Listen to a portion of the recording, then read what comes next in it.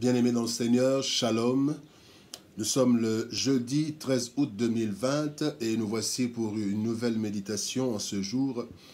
Le Seigneur nous conduit dans sa parole dans Matthieu, l'évangile de Jésus-Christ selon Matthieu, au chapitre 6. Nous irons juste un verset, le verset 34. Matthieu, chapitre 6, verset 34, la Bible dit: « Ne vous inquiétez donc pas du lendemain, car le lendemain aura soin de lui-même. À chaque jour suffit sa peine. » Bien-aimés dans le Seigneur, ce matin, notre thème, le thème que nous voulons partager, c'est « Bannis l'inquiétude ». Bannis l'inquiétude. Ne vous inquiétez donc pas du lendemain. Bien-aimés, Jésus-Christ est en train de parler à ses disciples. Ici, il s'agit du sermon sur la montagne qui va du chapitre 5 de Matthieu 5 jusqu'au chapitre 7. Et il commence par les béatitudes, montrer comment un disciple devrait être en interne et à l'externe. Et au chapitre 6, il aborde un sujet, et ici il arrive au verset 34 où il parle de ne pas avoir d'inquiétude. Plus d'une fois, il répète au verset 31, il répète encore: « Ne vous inquiétez donc point. » Bien-aimés, quand le Seigneur est en train de dire cela, c'est parce qu'il sait que des personnes se posent des questions sur le lendemain. Aujourd'hui, nous vivons dans un monde au lendemain pas du tout rassurant. La situation de la pandémie, nous ne savons pas que sera l'après-pandémie, surtout qu'on ne sait même pas quand elle va se terminer. Qu'est-ce qui va se passer après? Les économies sont en train de se détériorer. Plusieurs personnes ont perdu leur emploi. Et il y a des problèmes de situation économique.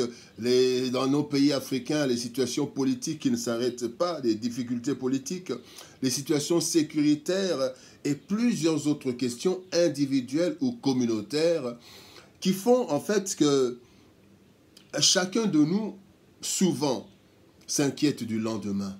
On s'inquiète sur l'avenir des enfants, on s'inquiète sur notre vieillesse, notre retraite, sur plusieurs choses. Bien aimé, l'inquiétude, c'est le fait d'être troublé par des soucis suite à une incertitude. Devant une incertitude, devant un danger, nous sommes inquiets. Et même devant un danger que nous ne voyons pas, que nous ne connaissons pas. Mais l'incertitude crée souvent de l'inquiétude. Et cela est le lot de plusieurs d'entre nous. L'être humain, à cause de l'ignorance du lendemain et de l'incertitude qui s'installe chaque jour dans nos vies, généralement, même le chrétien devient inquiet. Et alors ici, dans ce passage, le Seigneur Jésus-Christ dit: « Ne vous inquiétez donc pas. » Après avoir parlé, après avoir dit plusieurs choses, le Seigneur Jésus-Christ dit: « Ne vous inquiétez donc pas. » Et ceci est presque pratiquement une conclusion d'un discours qui a commencé au verset 24.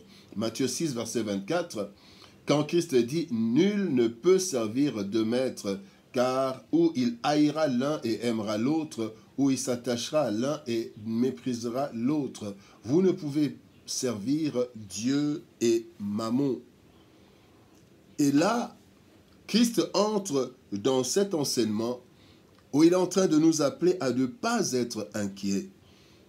Et nous voyons dans cet enseignement 6 points que nous allons rapidement énumérer, bien 6 étapes. Au verset 24, Christ parle de l'inquiétude qui peut pousser une personne à s'allier à Mammon. Il dit: vous ne pouvez pas servir Christ, Dieu et Mammon. Mammon, c'est en fait, disons, la richesse injuste, des richesses injustes ou la considération des richesses comme seul élément pouvant apporter le bonheur. Il y en a qui disent l'argent ne fait pas le bonheur, mais il y en a qui vous disent que oui, l'argent ne fait pas le bonheur, mais la pauvreté non plus, mais l'argent nous amène le bonheur. Et il y a plusieurs qui se disent qu'avec les biens matériels, c'est ce qui fait le bonheur. Et c'est ça, maman, l'attachement aux biens matériels, l'attachement au matériel, à la richesse, les richesses de cette terre. Et cela, Christ prévient qu'il y a un danger de devenir l'esclave de maman, servir les richesses parce que nous avons peur du lendemain, nous allons faire des stratégies pour avoir de l'argent, absolument des biens, s'amasser des biens, afin que nous puissions garantir notre lendemain, alors que notre lendemain n'est pas garanti nécessairement par l'argent. Au verset 25, Christ est en train de dire que la vie, il donne, en fait, à partir de là, il donne 5 raisons qui doivent nous pousser à ne pas nous inquiéter par rapport à notre lendemain. Au verset 25, il dit « La vie est plus que la nourriture et le corps plus que le vêtement. » Donc, bien aimés, nous nous inquiétons de la nourriture, oui, mais la nourriture, la vie est plus que la nourriture et le corps plus que le vêtement.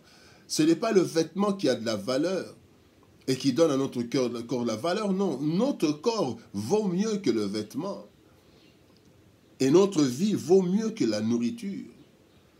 Quand vous amenez la nourriture auprès d'un mort, là, cette nourriture n'a pas de sens pour ce mort, ni des vêtements qu'on fait porter quand quelqu'un est mort.